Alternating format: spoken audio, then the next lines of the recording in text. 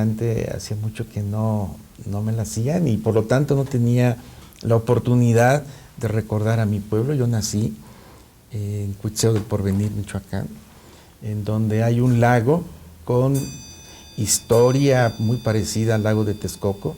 Es un lago de agua salitrosa, de muy poca profundidad, y vive sus ciclos que le da la naturaleza, a veces con mucha agua, a veces se seca ese lago.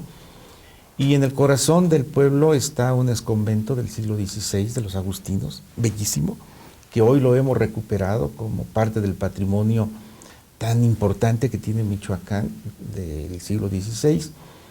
Y efectivamente, ese pueblo es un pueblo hermoso, que hoy es pueblo mágico de México, y donde yo recuerdo pues mis años más felices de mi vida. Éramos todos una sola familia. Recuerdo que las casas todo el día mantenían sus puertas abiertas, y al estar abiertas invitaban a todos a entrar, participar en la mesa. Es la hospitalidad de los michoacanos, ahí se manifestaba. Y si hoy hago un recuento de mi vida, esa etapa es la más hermosa que he vivido. ¿Y eso ha cambiado, Genovevo? Sí, desgraciadamente. Se come menos y más rápido, ¿verdad? Estas prisas. Estas prisas. Bueno, el primer cambio que yo te podría subrayar es que el recuerdo que yo tengo de esos años de mi infancia, viví en Cuitzeo hasta los 12 años, no había un solo vehículo en todo el pueblo. Y hoy, cuando regreso, las calles, aquellas calles hermosas, empedradas, tranquilas, veías tú que muchos de los vecinos las cuidaban, barriéndolas o sacando sus macetas para que las disfrutáramos todos. Pues hoy están llenas de vehículos y de ruido, y las puertas están cerradas. Y hay pocas alternativas de resolver esos problemas, ¿verdad? Bueno, yo creo que estamos en este momento viviendo también una etapa muy importante. ¿Qué etapa me refiero yo? Es recuperar ese patrimonio, poner en valor nuestras cosas más preciadas, más que nos identifican más como mexicanos, como michoacanos. Y yo soy de los convencidos de que el turismo cultural debe de ser algo que deben de apoyar los 3 niveles de gobierno, y en el que deben de participar todos los integrantes de una sociedad. En el caso particular de Cuitzeo, hoy está en el programa de Pueblos Mágicos, y a través de este programa estamos todos involucrados en cuidar su imagen urbana, cuidar sus plazas públicas y todos sus espacios. Bueno, y yo sé que allá en Michoacán se recuerda mucho a nuestros héroes, a todos estos hombres y mujeres que nos han dado patria. Pero quiero que nos cuentes al regresar de una pequeña pausa, querido Genovevo.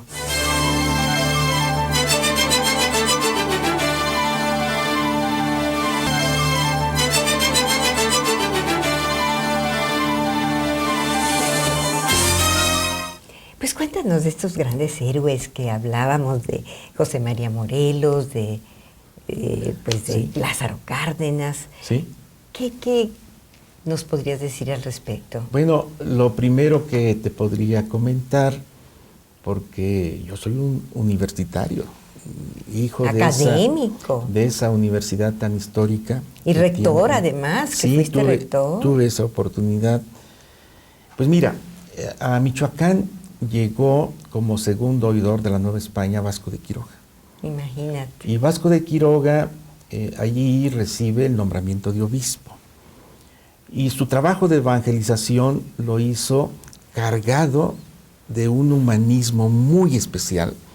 Ese humanismo que le permite muy pronto convertirse en el defensor de los indios.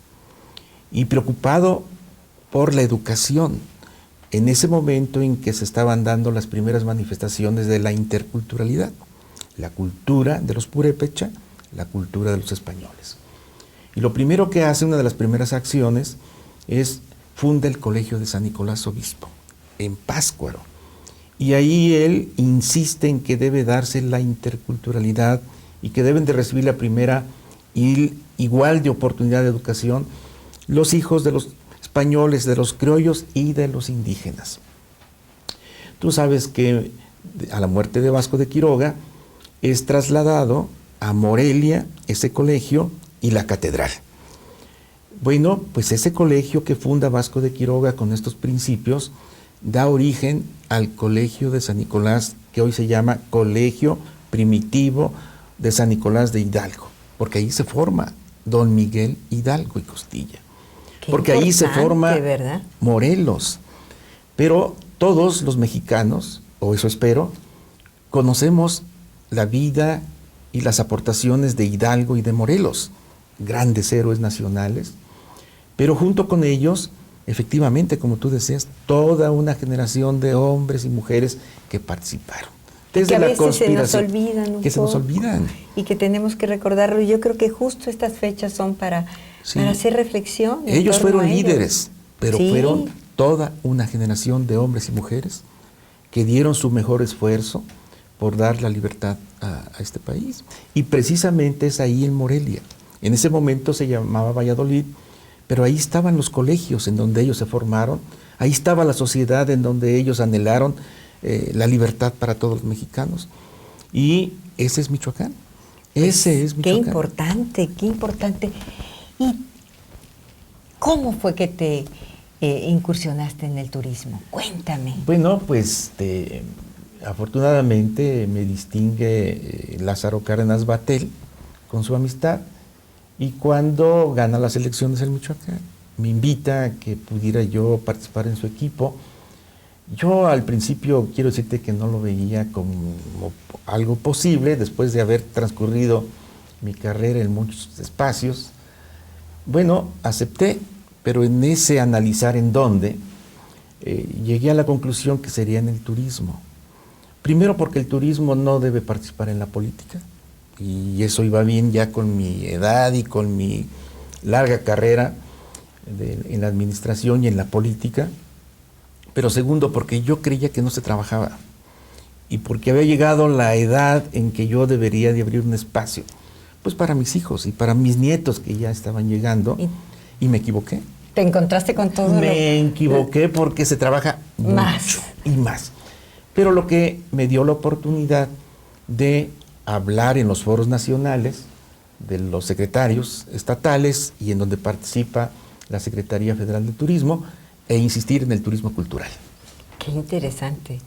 Oye, y a mí se me antoja saber cómo se puede promover más y mejor la cultura en México y en Michoacán. ¿Me lo puedes comentar al regreso de nuestra pausa? Por supuesto, y con mucho gusto.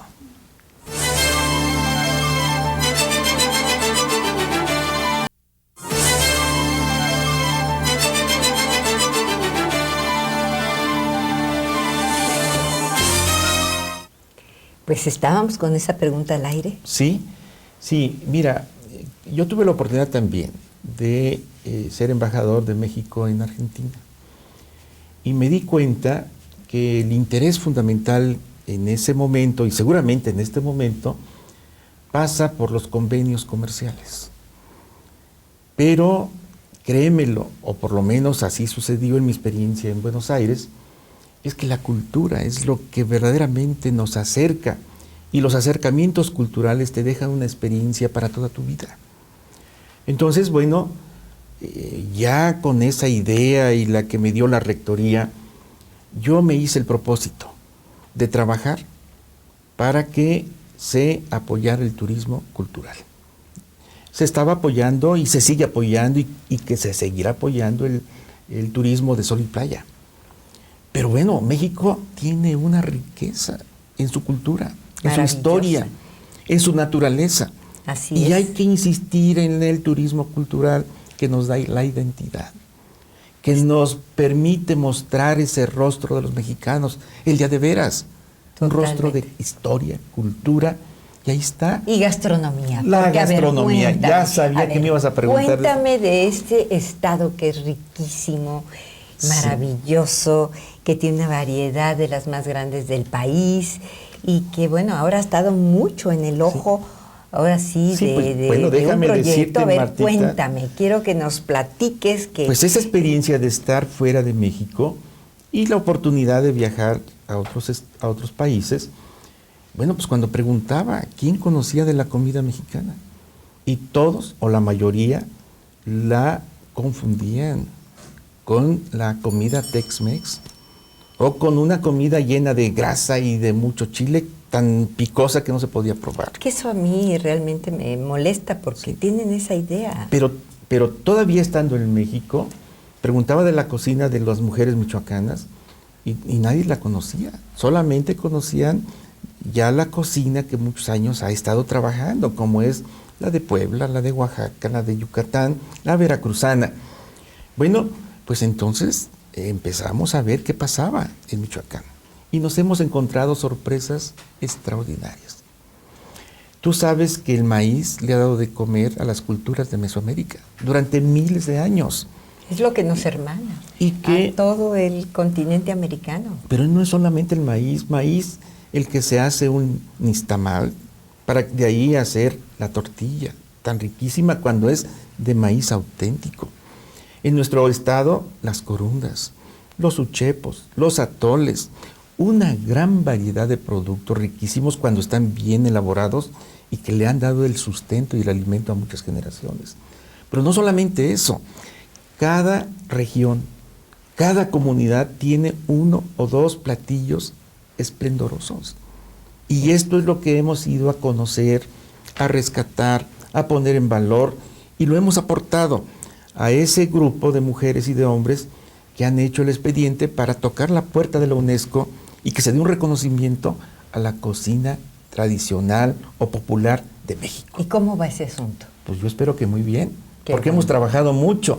Pero bueno, es el esfuerzo de un gran equipo de gentes que en una organización de la sociedad civil, pues se han hecho el propósito y han trabajado mucho. Y nosotros los hemos apoyado. Genovevo, yo quiero sellar este programa tan grato con algo que no quiero dejar de saber. ¿Cuáles son tus platillos favoritos? ¿Te gusta cocinar? Sí. Cuéntanos, Sí. Tenemos mucha inquietud de saberlo. Yo soy un hombre afortunado, de verdad, porque tengo una esposa que le gusta mucho cocinar y no se cansa todo el tiempo y a todas horas está investigando, está revisando alguna receta o está haciendo algo en la cocina de tu casa, que espero muy pronto puedas compartir con nosotros algún alimento. Te podría decir que me gusta casi todo. ¿Te gusta casi? ¿Pero un platillo favorito? Casi todo. No, la verdad es que todo lo que es cocina de México me gusta. Y en lo personal, pues me gusta a mí también meterme a asar carne gruesa que aprendí a hacer en Argentina. Al estilo de mi tierra, al norte. Y sé, sorpresa, cocinar las carnitas de Michoacán. Ay, tengo mi cazo de cobre, tengo todos mis instrumentos. Oye, esa es magia pura. Y hago las carnitas y me quedan muy bien. Qué bueno, pues las probaremos, ¿eh? No nos vamos a quedar con esa tentación. Gracias, porque gusto. dice Oscar Wilde que de la única manera que se vence la tentación es cediendo a ella. Así es que tenemos ahí ese antojo de un taquito de carnitas hecho por ti. Pues ha sido muy grato platicar contigo, de verdad. Nos has dejado testimonios muy importantes y esperamos verte muy pronto. Y bueno, pues ahora los vamos a invitar a la participación siempre muy bien preparada por Alejandro Torica. Así es que veámoslo.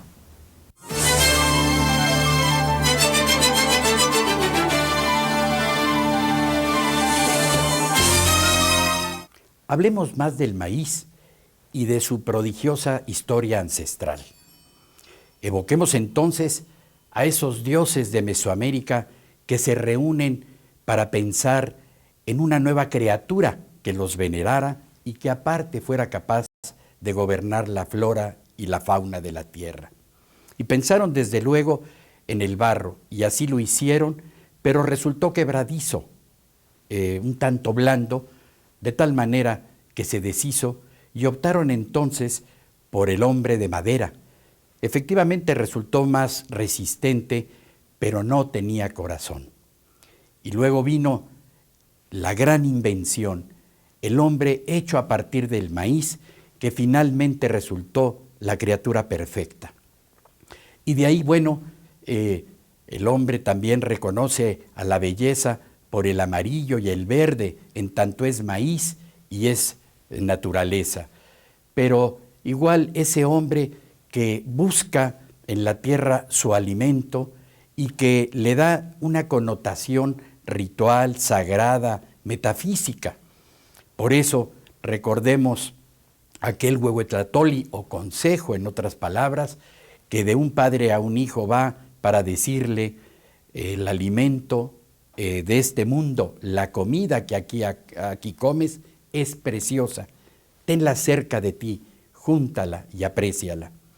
Y bueno, igual, ¿cómo no evocar ese gran libro, esa obra maestra de Miguel Ángel Asturias, que es justamente Hombres de Maíz, que le dieran como parte de una obra que se hizo merecedora al premio Nobel, el primer escritor de la literatura hispanoamericana que obtiene ese tan importante galardón? Y es ahí donde Asturias justamente nos pone ante una encrucijada. Ese hombre que siembra solo para consumir su maíz frente a aquel ambicioso que lo hace por negocio y a fin de cuentas genera hambre para algunos y destrucción ecológica para muchos. Y es tal la compenetración del maíz con el hombre que, como se ve en sus relatos, es a veces hasta adjetivo o prácticamente una moraleja, en tanto que los alimentos se vuelven referentes. ¿Cómo no pensar aquí en esa conseja de una anciana a un hombre que se va a casar y que le dice, sé buen marido, es decir, un hombre que no sea melcocha ni purga, ni desabrido ni pan dulce?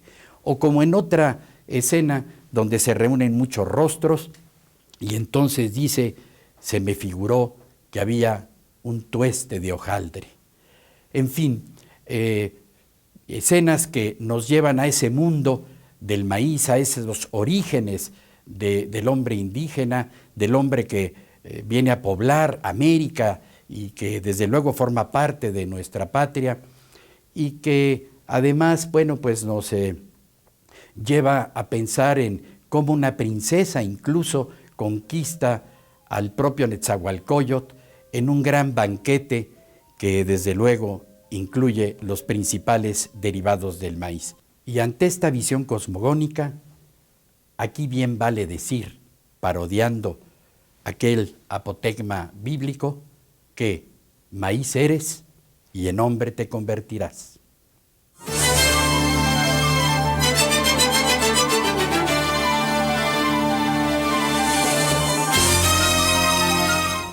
Amigas, amigos, ha sido interesante y delicioso platicar con un hombre culto, conocedor de su estado como pocos.